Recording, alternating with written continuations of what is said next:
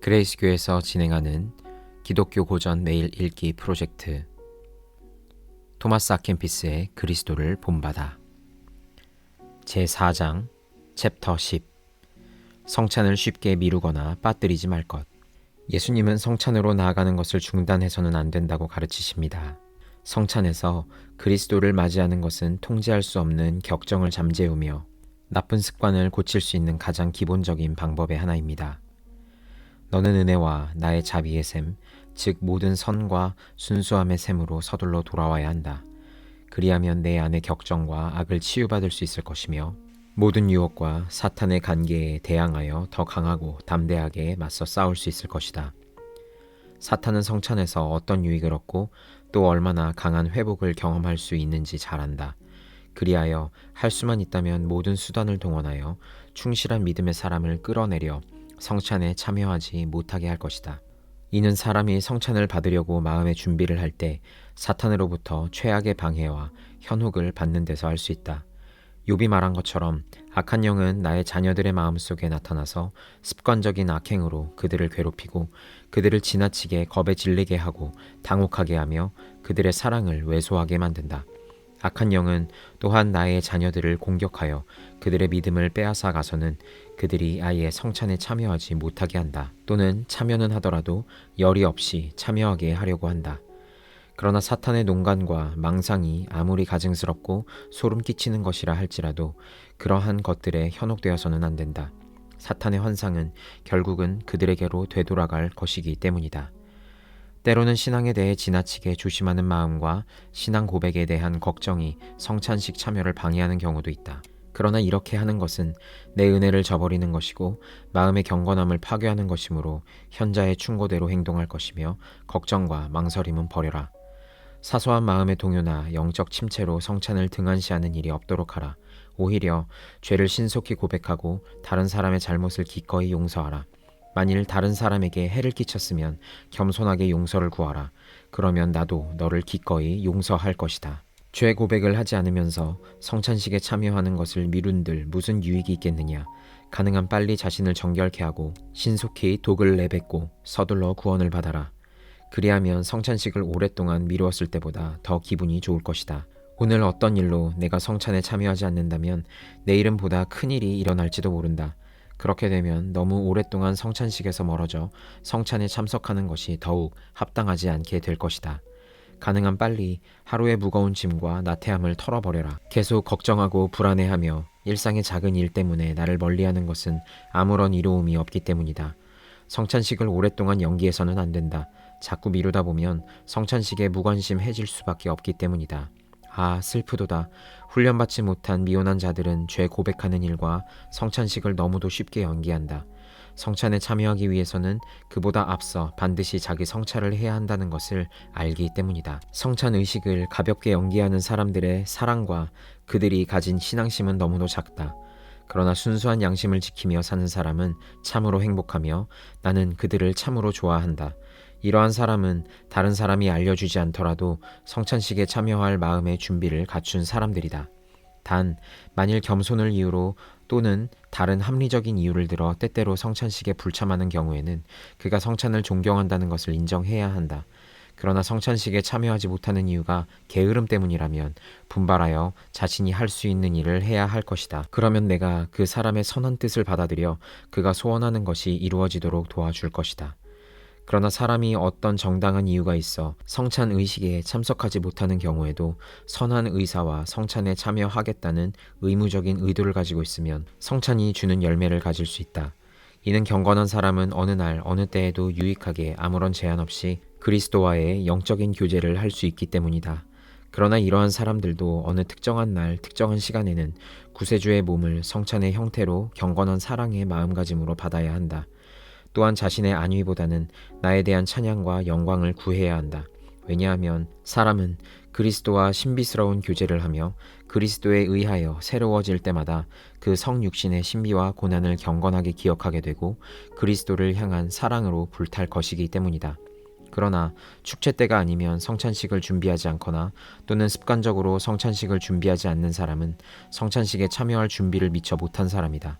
성찬식을 집전하거나 성찬 참여 시에 자신을 나에게 완전한 제물로 바치는 사람은 복이 있는 사람이다. 성찬식은 시간을 지나치게 오래 걸려 진행하지도 말며 성급하게도 하지 말되 성찬이 거행되는 곳에 좋은 관습을 따라야 한다. 다른 사람이 불쾌해하거나 지루해하지 않도록 조심하며 조상이 만든 제도에 따라 자기 자신의 신앙이나 감정보다는 다른 사람에게 도움이 되도록 해야 한다. 챕터 11. 신자에게 꼭 필요한 두 가지. 성찬은 우리들에게 살아계신 그리스도의 육신의 지혜를 줍니다. 이 지혜를 통해 일상생활에서 그리스도의 음성을 들을 수 있습니다. 하나님의 말씀을 듣고 성찬 의식을 치르는 것은 우리 삶에서 가장 중요한 행위입니다. 온유하신 주 예수님, 주님과 함께 주님의 잔치에 참여하는 경건한 영혼의 기쁨은 얼마나 큰지요. 그 잔치에서는 그 영혼이 먹을 수 있는 음식은 오직 주님뿐이시고 주님은 그 영혼이 유일하게 사랑하는 사람이시며 또한 그 영혼이 소망하는 것을 모두 초월하는 분이십니다. 또한 주님의 면전에서 제 사랑이 깊은 곳에서 우러나오는 눈물을 흘리며 사랑받는 막달라 마리아와 함께 눈물로써 주님의 발을 씻겨 드리는 것이 저에게는 참으로 기쁨일 것입니다. 그러나 이러한 믿음은 어디에 있으며 성스러운 눈물이 어디에서 그토록 많이 쏟아져 나오는 것입니까? 저의 온 마음을 다해 주님과 주님의 거룩한 천사들의 면전에서 기쁨의 눈물을 흘립니다. 이는 비록 주님께서 눈에는 보이지 않는다 할지라도 저는 진실로 성찬에 임재하시는 주님을 뵙기 때문입니다. 만일 주님께서 지금 이곳에 눈부시게 빛나는 신의 모습을 하고 임재하신다면 제 눈은 감히 주님을 바라보지 못할 것입니다. 세상도 주님의 당당한 위풍에서 나오는 영광의 장엄함을 감당하지 못할 것입니다. 그러나 주님은 성찬 속에 자신을 숨기심으로써 저의 이러한 연약함을 배려해 주셨습니다. 주님은 진실로 이곳에 저와 함께 계시며 천사들이 하늘에서 찬미하는 주님을 저는 이곳에서 찬미합니다. 그러나 아직도 저는 이 세상에 있는 동안에는 믿음으로 주님을 뵙고 천사들은 아무런 가린 것이 없이 직접 눈으로 배웁니다. 저는 진정한 믿음의 빛에 만족해야 하며 영원한 광명의 날이 밝아서 상징물의 그림자가 사라질 때까지 그 빛 속에서 걸어가야 합니다. 그러나 완전한 것이 오면 축복받은 사람들을 위한 성찬식을 가질 필요가 없어질 것입니다. 이는 하늘의 영광 안에 있는 축복받은 사람들은 성찬식을 통해 치유받을 필요가 없기 때문입니다.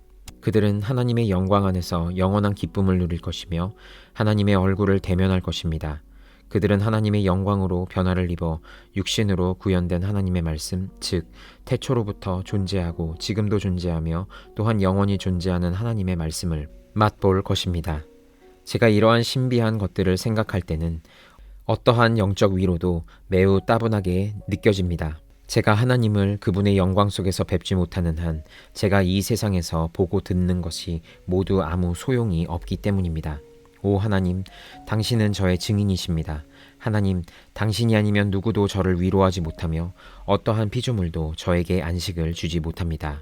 저는 영원히 하나님을 명상하기를 원합니다. 그러나 이러한 일은 제가 죽을 수밖에 없는 삶을 사는 동안에는 불가능합니다. 그러므로 저는 더 많이 인내하며 또한 제 자신과 제 모든 소원을 주님께 맡길 수밖에 없게 되었습니다. 왜냐하면 지금은 하나님 나라에서 당신과 함께 기쁨을 누리는 성인들조차도 그들이 이 세상에 사는 동안에는 믿음과 큰 인내로서 주님의 영광이 오는 것을 기다렸기 때문입니다. 성인들이 믿었던 것을 저도 믿으며 그들이 소망했던 것을 저도 소망합니다. 그들이 간 곳이면 어디든지 주님의 은혜로 저도 갈 수 있다는 것을 확신합니다. 이 세상에서는 성인들의 귀감으로 튼튼해진 믿음의 길을 가려고 합니다. 저는 또한 성경책을 생명에 대한 위로와 거울로 삼겠습니다. 그러나 무엇보다 주님의 지극히 거룩하신 몸을 저의 유일한 피난처로 삼겠습니다. 이 세상에서 살기 위해서는 반드시 필요한 두 가지가 있습니다. 이 두 가지가 없으면 불행으로 가득 찬 이 세상을 견뎌내기가 힘들 것입니다. 육체의 감옥에 갇힌 제가 고백한다면 제게 필요한 두 가지는 음식과 빛입니다. 그래서 주님께서는 연약한 저에게 당신의 신성한 몸을 제 영혼과 육체의 양식으로 주셨으며 제 발을 밝히는 등불로 당신의 말씀을 주셨습니다. 이 둘이 없으면 저는 살 수 없습니다. 하나님의 말씀은 제 영혼의 빛이며 당신의 성찬은 생명의 빵입니다. 이 둘은 여호와의 성전 금고 양편에 놓인 두 개의 상이라고 부를 수도 있습니다. 한쪽 상은 신성한 방, 즉 그리스도의 귀하신 몸을 올려놓는 거룩한 제단입니다. 그리고 다른 상은 하나님의 율법과 거룩한 교리를 올려놓는 곳입니다. 하나님의 율법과 교리는 올바른 믿음을 가르치며 사람들을 지성소가 있는 곳까지 인도해 줍니다. 영원한 빛 중에 빛이신 주 예수님, 당신의 종인 선지자들과 사도들과 다른 스승들을 통하여 우리를 위해 마련해 주신 거룩한 교리의 상에 대하여 당신께 감사드립니다. 창조주이시고 인간의 구세주이신 당신께서 온 세상에 대한 당신의 사랑을 드러내시기 위해 큰 잔치를 베풀어 주시니 감사드립니다. 당신께서는 이 잔치에서 상징적인 양이 아닌 당신의 거룩한 몸과 피를 음식으로 내놓으셨습니다. 이 거룩한 잔치를 통해 당신께서는 모든 믿는 자들을 기쁘게 하시고 이들이 천국의 기쁨으로 가득 찬 구원의 잔을 흡족하게 마실 수 있도록 하셨습니다. 거룩한 천사들도 우리와 같이 잔치에 참여했으며 그들의 기쁨은 더 커졌습니다. 아, 성직자들의 직책은 얼마나 위대하고 명예스러운 것입니까? 그들은 거룩한 말로 주님을 높이며 입술로 주님을 축복하며 손으로 주님을 잡으며 입으로 주님을 받아들이며 그리고 다른 사람들에게 주님을 주십니다. 이들의 손은 얼마나 깨끗해야 하며 그 입은 얼마나 순수해야 하며 그 몸은 얼마나 거룩해야 하며 순결의 창조자이신 하나님이 드나드시는 그의 마음은 얼마나 흠이 없어야 하는 것입니까? 이토록 자주 그리스도의 성찬을 받는 성직자의 입에서는 어떤 것이든 거룩하지 않은 것이 나와서는 안 되며 가치도 없고 유익하지도 않은 말이 나와서도 안 됩니다. 그리스도의 몸을 항상 대하는 성직자의 눈은 교활함이 없어야 하고 정숙해야 합니다.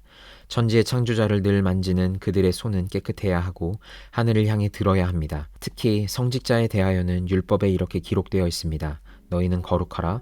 나 여호와 너희의 하나님이 거룩함이니라. 레위기 19장 2절 말씀.